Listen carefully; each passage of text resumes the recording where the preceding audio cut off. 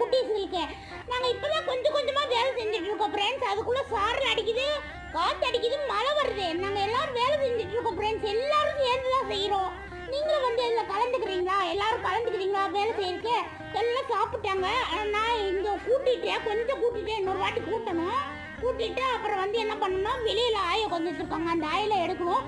சாப்பாடு செஞ்சாச்சு, சிக்கன் வேக வச்சாச்சு, எல்லாம் வேலை முடிஞ்சது ஃப்ரெண்ட்ஸ். இன்னைக்கு மண்டே, சரிங்களா? மண்டே எல்லாருக்கும் மார்னிங் வணக்கம் சொல்லிடுங்க. நாங்கள் போய் டக்குன்னு வேலையை முடிச்சுட்டு நாங்கள் வீட்டுக்கு போயிட்டு சாயந்தரம் வரணும். எங்கள் பக்கு பார்த்தீங்களா?